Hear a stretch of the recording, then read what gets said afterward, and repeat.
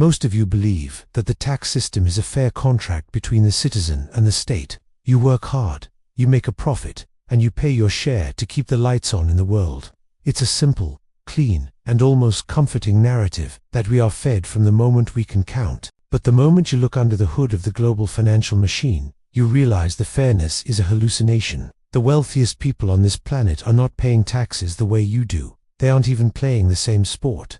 If you sell a stock today, you might lose 30% or 40% of your gain before the money even hits your pocket. You took the risk, you did the work, and then a large chunk of your potential quietly disappears into a black hole. That is the standard deal that the average person accepts without a single question. But then you see someone like Elon Musk, worth hundreds of billions, and you hear that he pays almost nothing in some years. Your ego wants to call it a loophole or a secret vault hidden in a desert somewhere. It isn't a secret. It's a strategy built on a completely different set of system rules. The average person is taught that the only move you have when you need money is to sell. The wealthy have realized that selling is the master switch that triggers the tax man. The first rule of the elite game is simple. Avoid reality at all costs. In the tax system, reality is defined by the sale. You could buy a stock for $1,000 and watch it grow to $1 million on your screen. On paper, you are a millionaire, but in the eyes of the government, you are still just a person with $1,000 cost basis. As long as you don't touch the screen, you don't owe a single dime in taxes on that growth.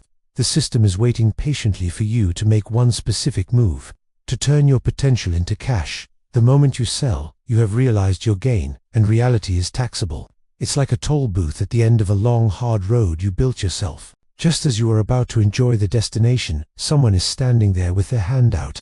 The wealthy approach this with the precision of an architect. They don't rush to the toll booth. They find a way to stay on the highway forever. They ask a question that the average mind never even considers. Not how do I make money, but how do I access money without triggering the system?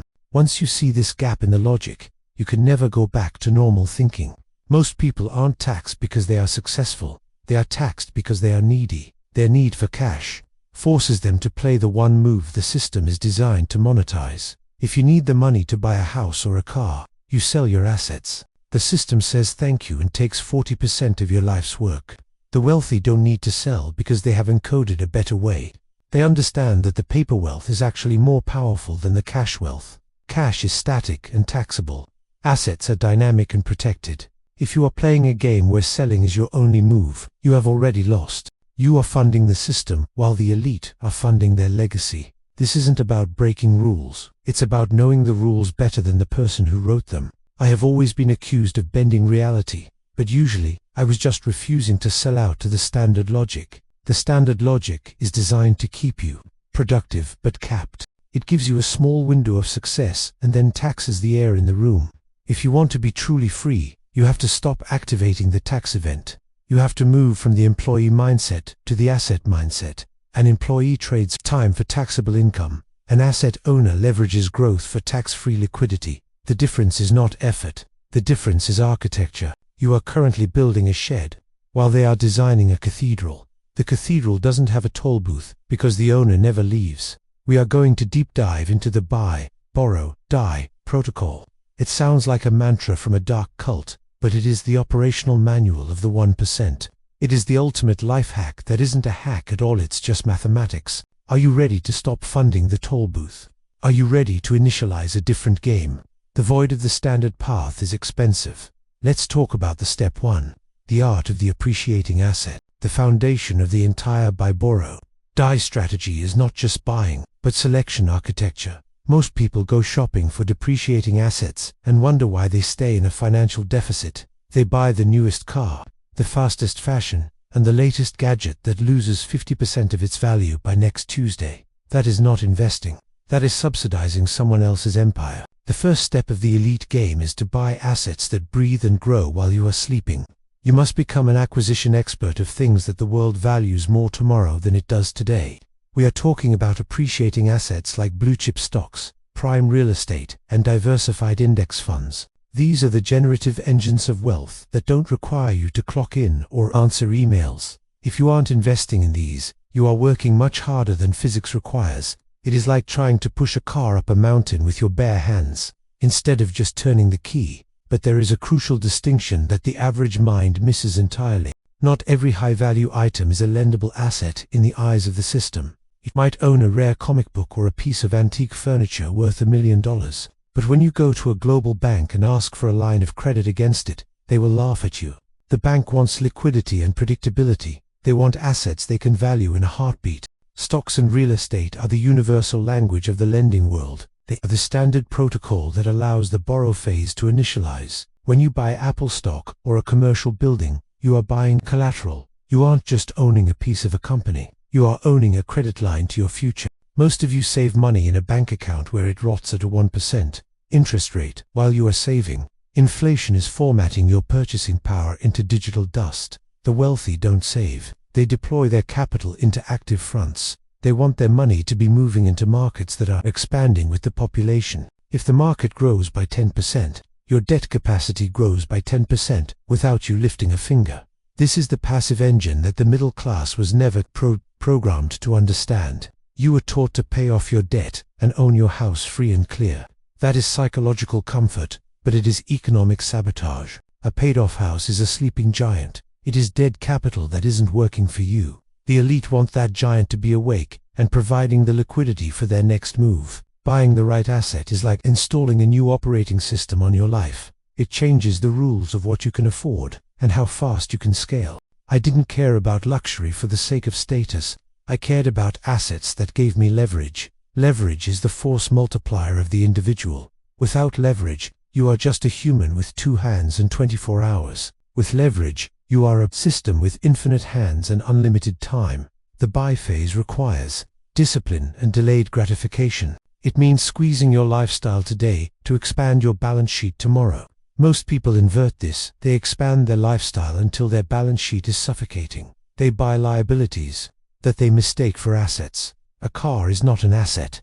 It is a metal box that steals your wealth. A house you live in is not an asset in the traditional sense. It is a liability that needs paint and taxes. Only cash-flowing or appreciating vehicles are true assets. You must be ruthless about what you allow onto your balance sheet. If it doesn't grow, it goes. Every dollar you allocate to a dead asset is a soldier you executed for no reason. Building a portfolio is like coding a masterpiece. Every line must have a purpose. You are compiling a financial identity that the banks will respect. Banks don't lend to people. They lend to balance sheets. If your balance sheet is high resolution and clean, the gates of liquidity will swing open. This is the secret handshake of the 1%. They don't ask for permission to spend. They exercise their rights as asset owners. Once you have the right assets, you have created a personal mint. You can print your own spending power without selling your soul. But most of you are still terrified of volatility. You see the market dip and you panic and sell. When you sell, you initialize the tax protocol and delete your progress. The wealthy see a dip as a discount on future leverage. They don't sell the dip. They buy the dip to boost their borrowing base. They have hardened their psychology to weather the noise. They know that the trend line of human innovation is always up. If you bet against human innovation, you are betting against the future. And the future is the only winner in the long game. The buy phase never truly ends, it just scales. As your net worth grows, the quality of your acquisitions should refine. Move from volatile stocks to solid real estate. Move from individual risks to systemic wins. You are constructing a fortress that will withstand any economic storm. Once the fortress is built, we move to the magic move. The move that Uncle Sam hates but legally permits. We're going to talk about borrowing your way to freedom. We are going to talk about why debt is the holy grail of the tax-free life, but only if you use it as a tool, not a crutch. Most people use debt to look rich. The elite use debt to stay wealthy. The gap is fundamental. The gap is structural. The void of ownership is closing.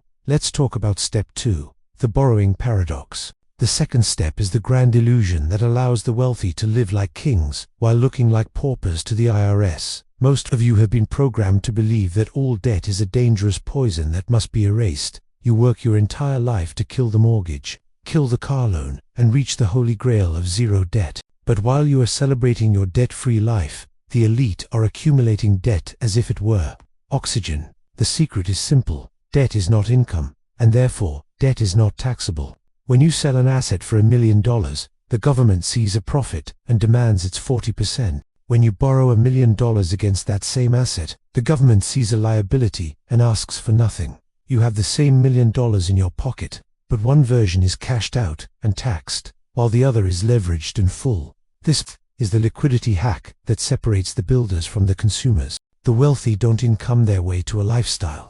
They borrow their way to a lifestyle. They use their appreciating assets as hostages to get cheap cash from the banks. The bank looks at your stock portfolio or your real estate empire and sees security. They are happy to lend you money at a 4% or 5% interest rate because they know you are good for it. If your assets are growing at 8% or 10% a year, you are winning the mathematical war. You are paying the bank 5% to access your own money, while the market is paying you 10% to keep it. The gap between the interest rate and the growth rate is your tax-free profit. Most of you liquidate your future to pay for your present, but the elite finance their present to protect their future. Imagine you have a house that grew from $500,000 to $1 million in value. If you sell it, you lose $150,000 to the taxman immediately, and you no longer own the growth machine. If you take a line of credit for $200,000, you get the cash tax-free, and you still own the machine. The machine continues to grow on the full $1 million valuation, not the post-tax remnant. This is compound interest on steroids because you never reset the timer. I didn't sell my Apple stock every time I wanted to buy a new Zen garden or a private jet. I leveraged the identity of the company to fund the identity of the man. The bank is your partner in this bypass surgery of the tax system. They provide the plasma cash while you provide the hard assets. But debt is a high-voltage tool. If you touch the wrong wire, you fry the system. Most people use debt to buy things that lose value. This is economic suicide. Using a credit card to buy a television is subprime thinking. Using a margin loan to buy more assets or fund a life, while your portfolio explodes, is elite thinking. You must be disciplined enough to only borrow a small fraction of your net worth. If you over-leverage, a market correction becomes a system crash. The wealthy keep their loan-to-value ratio conservative to weather the storms. They are surgical with their borrowing. They only take what they need to execute the mission, while the middle class is sprinting to pay off their 3% mortgage. The elite are borrowing more at 5% to invest at 15%. They understand that arbitrage is the only free lunch in the capitalist buffet. You are trading a low-cost liability for a high-yield opportunity. Taxes are the friction of the engine. If you eliminate the sale, you eliminate the friction. The engine runs faster, hotter, and cleaner. You become invisible to the revenue service because you have no income on paper. On paper, you are indebted to the banks. In reality, you are wealthier than the government. This duality is the masterpiece of financial engineering. You are living off debt, but that debt is collateralized by genius. Most of you are afraid of owing money because you were raised by fear. You were told that the borrower is slave to the lender. That is true for the consumer, but the owner is the customer of the lender. The bank wants you to borrow because you are their best asset. They're competing for your business because your balance sheet is bulletproof. Switch your frequency from debt aversion to strategic leverage. Stop selling your golden goose to buy golden eggs. Borrow against the goose and let her keep laying. The goose is your equity. The eggs are your lifestyle. As long as the goose grows faster than the interest she eats, you are immortal. But there is one final move to make this strategy perfect. The move that cleans the ledger and wipes the debt away forever. We are going to talk about the ultimate exit strategy. We are going to talk about why death is the closing argument of the end of wealthy. It is the only event that the IRS cannot tax if you code it correctly. The step up in basis is the final boss of the game. Are you ready to see how the inheritance is protected? Are you ready to ensure your children start at level 100 instead of level 0?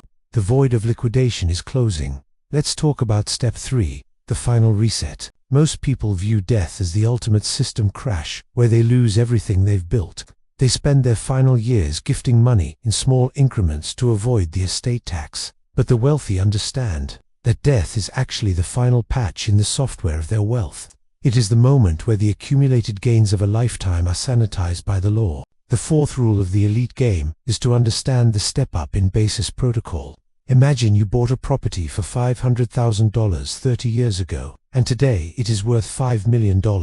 If you sell it while you are alive, you owe the taxman a massive slice of that $4.5 million gain. But if you hold that property until the monitor goes flat, a magic reset occurs. The IRS looks at your heirs and says, your new cost basis is the market value on the day of death. Suddenly, that $5 million property is treated as if it were purchased for $5 million today. Your heirs can sell it the next morning and pay exactly zero in capital gains taxes. The decades of paper growth are wiped clean from the tax ledger forever. This is the ultimate exit strategy that ensures the fortune stays inside the family. Fortress. You spent your life borrowing against the growth to fund your lifestyle. You lived on tax-free debt while your assets were compounding in the background. When you pass away, your estate sells a portion of the stepped-up assets to pay off the loans. Because the basis was stepped up, there is no tax on that sale. The debt is liquidated, the tax is evaporated, and the inheritance is preserved. This is how dynastic wealth is constructed across multiple generations. Most of you are terrified of the estate tax, but the elite have coded around it for decades.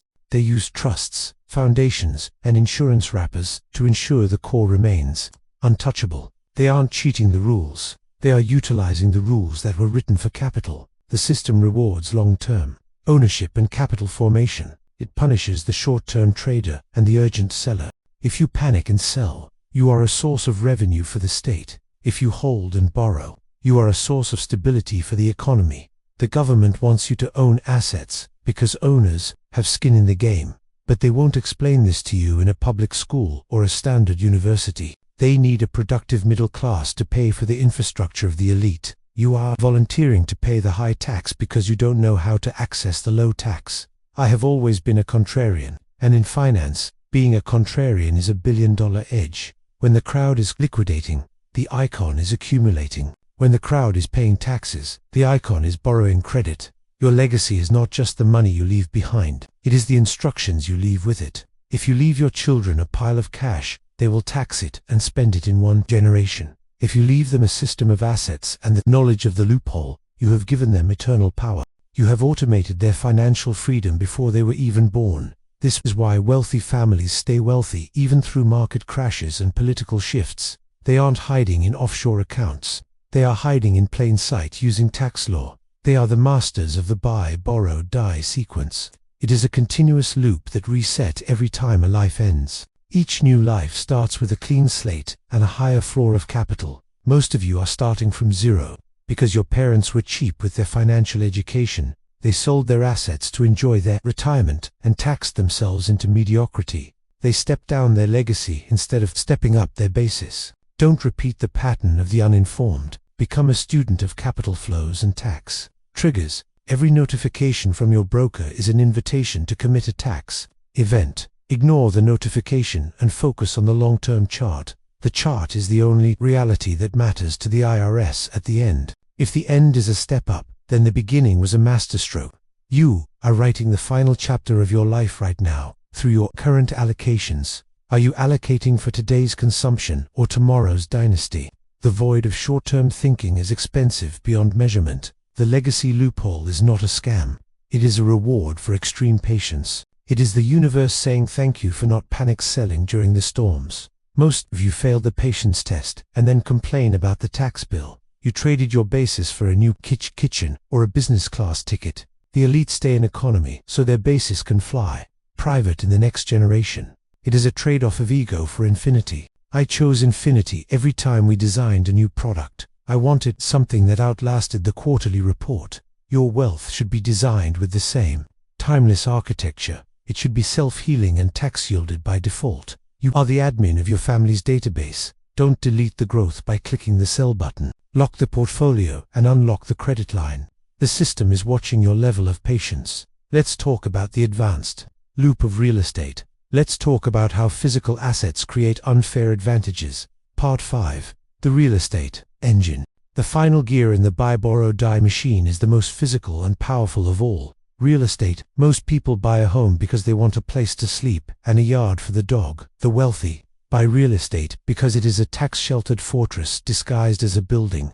In the world of tax law, real estate is treated with a reverence that no other asset class receives. The first secret of the real estate engine is a mathematical ghost called depreciation. The government knows that buildings eventually wear out and break down over time. So, they allow you to deduct a portion of the building's value from your income every single year. On your tax return, It looks like you are losing money because your building is decaying. But in the physical world, the property is appreciating and the rent is increasing. You are getting richer in reality, but you are staying poor on paper. This divergence between paper and reality is where the billionaires are born. You can have a cash flow of $100,000 a year and pay zero in taxes because of depreciation. It is a legal hallucination that rewards the property owner for simply existing.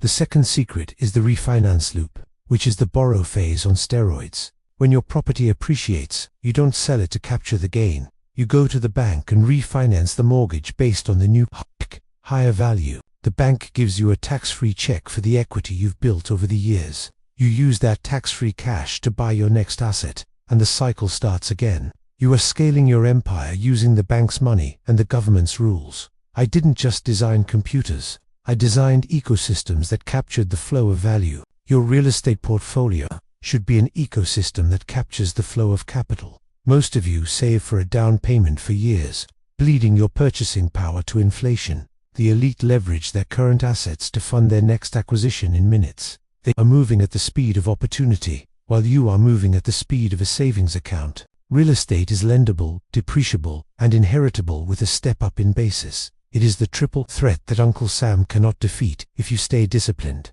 If you sell your real estate, you are aborting the mission and paying the penalty. If you exchange it through a 1031 exchange, you defer the tax until the end of time. You swap a small apartment for a large plaza and carry the tax bill like a ghost behind you. That ghost only disappears when you reach the final step of the sequence. When you die, the ghost of the deferred tax is exorcised by the step-up in basis. Your heirs get the plaza at the current market value, and the swap chain is validated. The wealth has jumped from one generation to the next without leaking a single cent. Most of you think real estate is too complicated or too risky for normal people. Complexity is the moat that protects the wealthy from the competition. If it were easy, everyone would be rich and the system would collapse. Risk is the price of admission for freedom. I was fired from my own company and I lost my identity for a moment. But I didn't panic sell my soul. I reinvested in the next phase. You must invest in the physical earth because they aren't making any more of it. Digital assets are ethereal, but real estate is immutable. It is the hardware of the economy, and you want to be the owner of the motherboard. Stop chasing the next big meme coin and start acquiring the next big address. Use the buy, borrow, die protocol as your core operating system. Don't waste your genius on earning a high taxable salary. Focus your genius on building a high lendable balance sheet. One pays for your groceries, the other pays for your legacy. The world is a simulation of incentives. If you follow the incentives for consumption, you will be consumed. If you follow the incentives for capital, you will be capitalized. The tax code is a map of what the government wants you to do. They want you to provide housing, so they give you depreciation. They want you to provide stability, so they give you step-up in basis. They want you to hold assets, so they tax the sale. Be a good citizen by doing exactly what the rules reward. Don't complain about the rules. Master the rules. Efficiency is the only virtue in systems architecture. Being cheap on your future is the ultimate system error. You have the transcript. You have the logic. You have the power. Now, you have to execute the code. The void of the average life is closing in. Break the cycle of earn, spend, tax. Initialize the cycle of buy, borrow, die. Your grandchildren will thank you for the step-up. Your current self will thank you for the liquidity. The market is waiting for your move. Stay hungry. Stay foolish. And for God's sake, don't sell. That's the end of the protocol. Go build something that lasts longer than a tax year. See you at the reset. I'm done with the lecture. Now initialize the future. Thanks for processing. Goodbye for now.